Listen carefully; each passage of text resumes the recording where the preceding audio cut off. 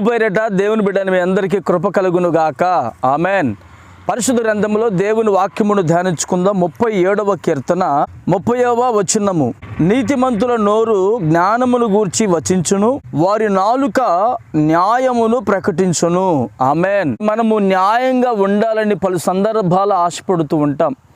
మరికొందరైతే నేను జ్ఞానం కలిగినటువంటి మాటలే నిన్ను పలకాలి, నా కుటుంబానికి జ్ఞానము కలిగినటువంటి మాటలు చెప్పాలి, నాకు తెలిసిన వారికి జ్ఞానము గూర్చి మాటలు నేను చెప్పాలని చెప్పి ప్రతి మనిషి కూడా ఆశపడుతూ ఉంటారు. మరి మన ఆశ వ్యర్థమైపోక మన ఆశ ఫలించాలి అంటే మొదట మనము నీతిమంతులుగా మార్చబడాలండి. నీతిమంతుడు అనేవాడు ఒక్కడు కూడా లేడని వాక్యం ఉంటుంది. నీతిమంతులు ఎలా మార్చబడతాము? బైబిల్ గ్రంథంలో రాయబడింది, యేసు రక్తము ద్వారా మనం కడగబడి మన పాపాన్ని ఒప్పుకొని విడిచిపెట్టినప్పుడు మనమట ఆ నిష్కలంకమైనటువంటి గొర్రెపిల్ల రక్తము ద్వారా విమోచించబడితే మనము నీతిమంతులుగా మార్చబడతాం. ఈ నీతిమంతులుగా మార్చబడినప్పుడు మన నోరు జ్ఞానమును గూర్చి పలకాలి, మన నాలుక న్యాయము గూర్చి మాట్లాడాలి. అంటే జ్ఞానము అంటే ఈలోక సంబంధమైన జ్ఞానము కాదండి, అది దైవ సంబంధమైన జ్ఞానము. ఆ జ్ఞానము ఏం చేస్తుందంటే మనలను ఒక పరిశుద్ధ మార్గములో నడిపిస్తుంది.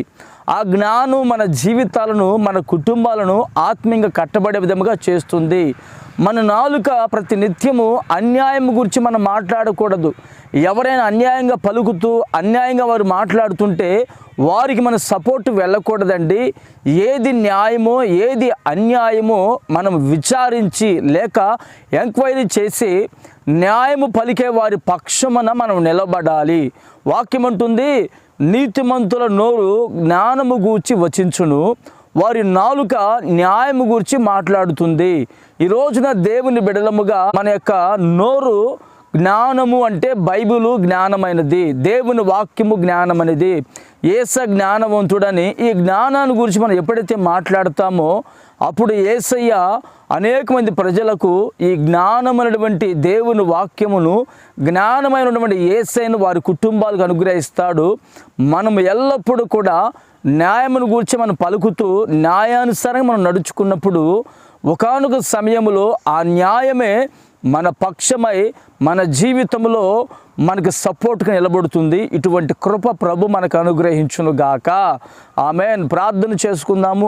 ప్రేమగల తండ్రి, స్తోత్రము నాయన. ఈ రోజున మేము జ్ఞానము కలిగేటువంటి మాటలు మాట్లాడుతున్నామో లేదో, మేము న్యాయమును గూర్చి మా నాలుక పలుకుతుందో లేదో మీరు మాకు తెలియపరిచినటువంటి ప్రతి మాట కొరకై స్తోత్రం. నిశ్చయముగా మా నోరు జ్ఞానము గురించి మాట్లాడాలి అంటే, మా నాలుక న్యాయము గురించి పలకాలంటే మొదట మేము నీతిమంతులుగా మార్చబడాలని, మీ రక్తంతో కడగబడాలని, అటువంటి కృప మేము కలిగిన వారమే నడిపించబడుటకు మీరు మాకు సహాయము చేసి మహిమ పొందుకోమని యేసు నామమున ప్రార్థిస్తున్నాను తండ్రి. ఆమెన్.